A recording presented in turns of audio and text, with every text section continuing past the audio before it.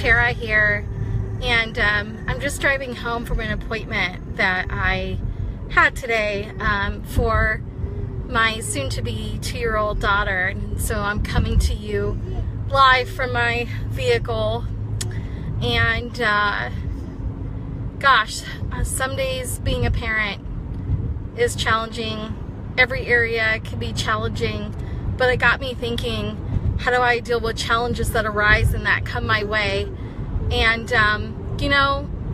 my oldest daughter, we're believing for her healing, but she, according to the world, was diagnosed with autism. And it's not like, as a parent, that we choose to have children that are born early, or children that go through different challenges and things of the nature. And that really wasn't a choice. But, God did choose us to be our children's parents.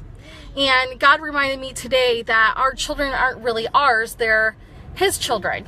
And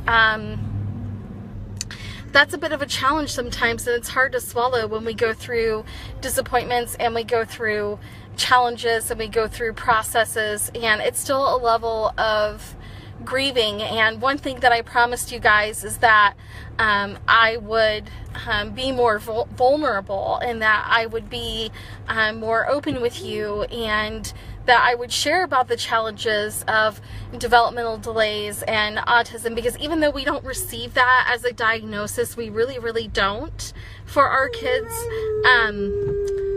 we still have to treat those symptoms and those things. That's part of the healing process. Like, yes, the healing does manifest itself, and we walk things out by faith each and every day. However, there's still symptoms in daily life that need to be dealt with, and we have to become equipped on how to handle those things. And one of those things is finding out that not just your first child, but your second child may have had a mild hearing loss. Now, for those that don't know much about our little Alexis, because Micaiah happens to be in the limelight a lot of the time, our little Alexis, and I promised you I would share our journey. So here's another piece of the journey, is that,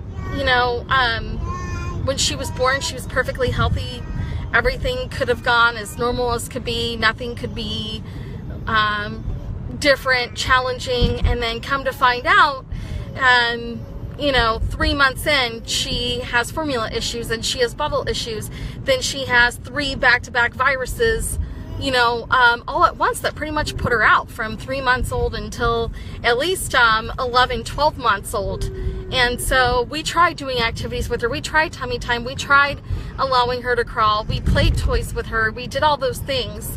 But she just wanted to sleep. She was miserable. She had, lost weight. And it was such a challenge for a really long time.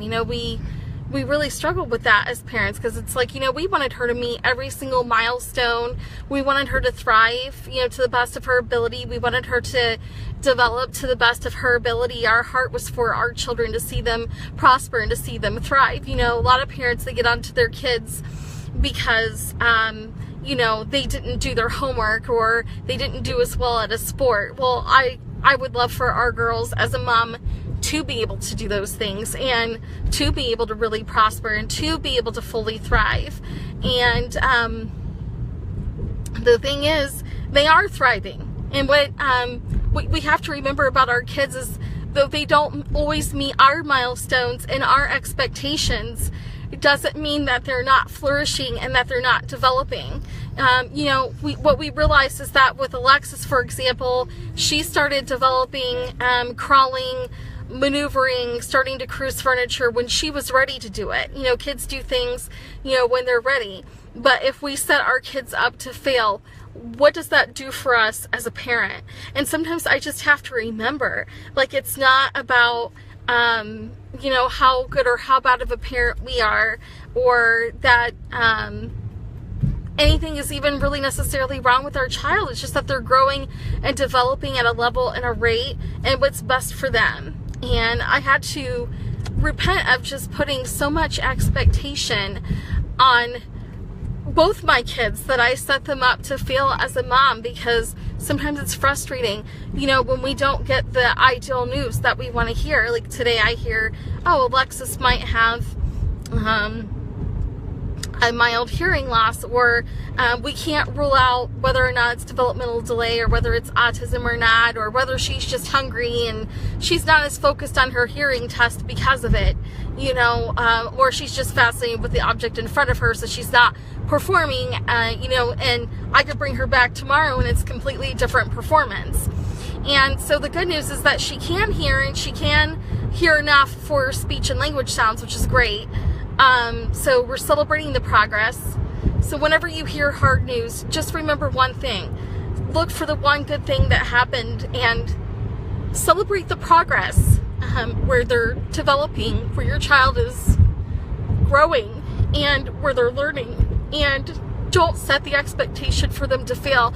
Set the expectation for them to succeed. You know, your children come from you. You know, God reminded me that they're His children. They're just on lend to us, and we can't shield them from everything. But what we can do is that we can nurture and we can guide our children, and we can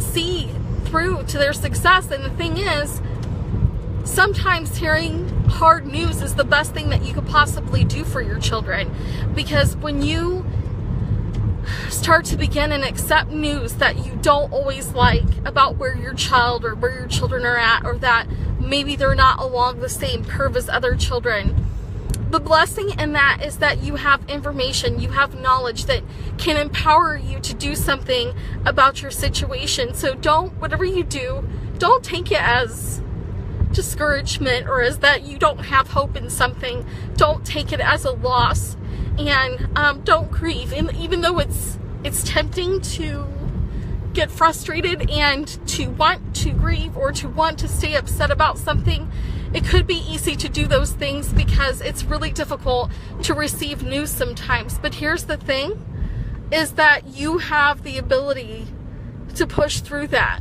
You have the ability and the choice of whether to receive information or not, whether it's good, different, or hard to hear. Whatever that looks like, you are on a path, you are on a destination, you are on a journey, you know. And just because your child doesn't meet that expectation now doesn't mean that your child never will. I mean, for Alexis, she could actually grow to eventually, you know, be in a position where, you know, she her ear is trained to actually hear noises and hear sounds, and God could restore that hearing completely. Who am I? I'm not God. I'm just a parent that wants more for my child. You know, I just have a heart to see people and individuals and children, you know, healed. You know, thank you, Maria. I received that. You know, God can do anything. You know, I'm just a mom that wants the best for my kid. And you can't help that, you know, as a parent or as an educator, or, you know, doctor. I mean, do you think it makes the doctors happy to have to deliver difficult news to patients? Absolutely not. You know, I could certainly empathize with that individual. I can empathize with a doctor that had to deliver news that, you know, that our youngest might possibly have mild hearing loss. Do I receive that? No, because I believe that God can heal her ears. I believe that God is healing her. I believe that she'll be just fine. And the thing is, when you hear the difficult news, you have the choice of not only whether or not to receive it, but that's true. That's what I just was saying, Courtney, definitely. And the thing is that, you know, God created her exactly to where she needs to be right now. And that goes for all of us parents. You know, our children, we shouldn't set the bar so high, because the truth is that, yes, if there's an issue, there's a problem, yeah, of course, we deal with it. On the other hand, sometimes life just happens and throws us curveballs. And so the thing is, when we hear something that's difficult, yes, of course, I expect for any parent to embrace that, or any educator or any doctor or whatever, and to process that, for sure, first and foremost. But the thing is, you know, when you deal with something difficult, that actually is an open door for you to move forward, you know, because the truth is she can still get help You know, she can still get the necessary steps and things that she needs in order to heal. You know, sometimes when we look at the Bible, healing doesn't necessarily happen right away. Sometimes healing is a journey, healing is a process, healing happens at a rate that God knows is best for your child. It's not the rate that you might think that it should be, but it's at the rate and the capacity in which the Lord feels that the child is prepared to receive that. And not only that, but it may not be that there's anything wrong. They could just be developing at their own pace. And I really believe that this is the case with Alexis. I don't really receive that she has any issue with hearing. She's able to hear speech and language, and these things we're celebrating the progress on. The main thing is that we don't put those limitations on our children. We continue to allow our children to develop at the way that God created them to be, and we foster and nurture their development, and we encourage it. And sometimes that means taking extra steps. So I just want to pat all of you parents, or even step parents, or even those that take care of children or volunteer with children. You know, I give you a pat on the back. You know, knowing how to navigate a child is not easy, especially when a child can't tell us everything. You know, some children can, they have the language ability, but when your child is dealing with a delay, or they're dealing with an issue in which they may or may not be able to share those things with you, it can be a challenge to know what they need and what the next steps really are. And that's where you have to really pray and seek discernment and guidance. No, Courtney, it's not that. That would be for like chronic ear infections and things like that. Courtney asked if there needed to be tubes in the ears and things of that nature, and the answer is no, because she can hear language and speech. There's nothing blocking, there's no fluid. Everything internally with her ears is perfect, so it has nothing to do with that. It's just the ability to hear soft sounds from a distance. But I don't really receive that anything is really wrong with her. I just trust and that God will guide me as a mom. And I'm sorry, I admit I'm a little bit emotional about it. That's my child. I'm emotionally invested and involved with her as a parent. And so this is quite difficult, news, but at the same time, it shows and demonstrates that I can get assistance, I can get help for her, I can move forward. It empowers me as a parent, and who knows while we're going through all this with our kids. The only thing that I can think of is that, I choose to look at it this way, because I could say, why is all these negative things happening to us with our kids? Or I could sit there and say, you know what, God, thank you for the experience. It's making me a better person. It's making me a better parent.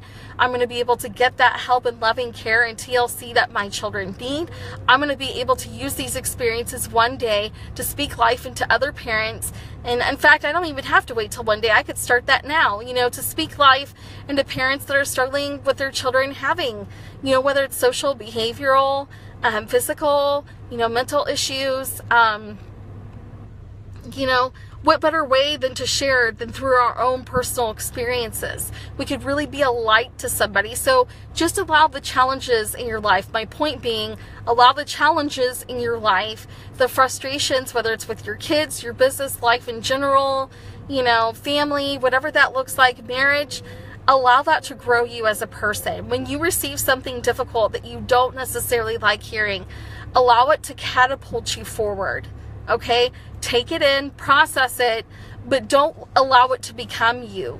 Instead, allow it to empower you. Take a look at yourself, take a look at the situation, and learn from this. What can I do so that not only can I be more empowered, but I can empower others? I can encourage them. I can build them up. I can speak life. The truth is, as a parent, if this is you and you're hearing this, because I really feel like the anointing on this, I feel like this is meant for somebody. The thing is, the anointing is here. The Lord really is here. I definitely feel him here. But if you're having a difficult time processing in any capacity, just know that he's listening. He hears you, and you're doing a better job in your situation than what you think. All it is little tweaks and tools to help you grow. So whatever opposition or whatever's challenging you, whatever's holding you back right now, isn't meant to hold you back. You don't have to stay down. You don't have to allow it to take you out. Instead, you can't go around the bush. You can't go around the tree. You just got to walk straight through it. So whatever you didn't get done, whatever you didn't get accomplished, or You know, if you're struggling to just even rest, or, you know, whatever that looks like, you're doing a better job than you think. It's just that you're at a place and a spot in your life where you're learning how to do this thing that's in front of you, and that's challenging your belief. Don't put so much weight in what other people are saying, but instead walk that out with God. Walk that thing out. Understand that, you know, it's just a situation and a time and a place in the here and the now. It doesn't have to be forever. It doesn't have to be your future. It doesn't have to be the way that things are. Instead, learn and grow from this experience. You know, I'm learning and growing from this. Yeah, I didn't necessarily like the news that I heard today. It wasn't exactly easy for me to hear that kind of news, but yeah, I gotta trust my kids to God, you know, just like I gotta trust, you know, that He's gonna provide in other ways too. It's the same thing. And you don't have to believe to apply these concepts, you know, it's universal, you know, and you're gonna go through challenges. The point is, you're gonna go through challenges. You're gonna go through situations. You can either allow them to make you or break you, and how you respond to them is totally up to you. You can totally use what was thrown against you, what opposition you had, to catapult you forward. That's all I'm saying. Take whatever challenge you have in front of you and use it as leverage to catapult you forward. Learn what you need to learn from the situation. Say, okay, I have the information. Now what do I do with this? How can I move forward from this? Not what can I not do about my situation, or gosh, I'm defeated in this area. You're going to have to train your mindset and switch gears a little bit so that you can move forward. Okay, and process what you need to. Allow the emotion to happen. All I'm saying is take it and do something with it. Make it productive. Make it work for you. Instead of telling you that you have to stay down, you take that opposition and those challenges and you tell them what to do. You know, you start moving forward. You take the action steps to make those changes. Whatever needs to change, whatever needs to be different, and it may be a process. It may not be an overnight solution or an overnight answer, but I guarantee you, if you walk this thing out, really positive things can happen. You know, you don't have to stay down. I believe in you. You have what it takes to turn your situation around. Any situation for that matter. You know, all you have to do is to have more belief in you than what man is really saying. Sometimes we don't move forward, and the Lord was just speaking to me about this a day or two ago, and I believe He's still speaking to me about it, is that, you know, the reason why sometimes we're held back is because we're so concerned about what the world is saying or what other people are saying. We allow it to influence whether or not we move forward in a direction. So if you're looking at moving forward or you feel stuck, just ask yourself, is it because you're really focused on what other people are saying or speaking over you? Or are you focused in moving forward and in a positive direction despite what people are saying or doing? In order to really move forward in life, sometimes we have to get over what other people are suggesting or saying. Sometimes it's by sheer belief that we have faith that our situation's going to change, and so therefore we're choosing to take steps that we feel, not what other people are feel, but what we feel we need to take in order to take action steps that are going to lead us forward. And sometimes that's a faith walk. Sometimes it's going to feel like the world is against you and that people are against you, or that situations are against you, okay? But we got to ride the ocean wave out. We've got to be able to say, okay, I've been beat up enough. What do I do to get out of my situation? What do I do to make that change? You know? Yeah, we need to take a step back. That's what I mean by processing, Courtney. You take the step, you take the time you need in order to process that, but then there comes a point where you might need to take action on something, or you might need to move forward from processing that and implement something new. And that's what I'm saying. You don't have to necessarily receive it all. Okay, there's a big difference between processing and receiving. You know, you process to determine whether or not you receive something or not, and then you take it and you move forward. So you've got this. I believe in you. You can overcome anything that you set your mind to, but sometimes it means you walking straight through whatever that situation is, and you keep going no matter what's coming up against you. You push forward, you take those steps, you do what you have to do, and just know that it's all going to work out on your behalf, especially if you don't give up and you don't quit. I believe in you. You've got today. I believe in my little girls. I trust that God's got them and He's got the very best for them, and that they're going to continue to push through, and we're going to push through as a family. We're going to get through this. it was just a really good learning lesson, and I just really wanted to share that with you today. I hope that this brought some value to you. I am going to post my contact information if you want to stay in touch, if you have questions, if you need prayers or anything that you need. I'd love to connect with you. I'm also going to be posting my VIP list. I know some people don't agree with that, but that's okay. I just want another way to stay connected with you, and we can build a relationship that way. I'm going to be sharing some tips, tools, and strategies by email, so we'll be doing that. Thank you, Courtney. I receive and appreciate your prayers. Also, I am going to be posting, if you want to know what it is that I'm doing in business and where I'm going with just the healing process and just coaching people and life in general. I'd love to share in that process with you. I'll be posting that link so you can check it out.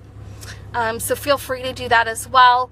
I'm going to try to connect with you again. Obviously, this appointment kind of came up and threw me off a little bit, so I apologize about that. I'm going to try to keep consistently as much as I can and try to do a better job communicating, but I'd like to keep that 12:30 window open each day for us to stay connected to each other.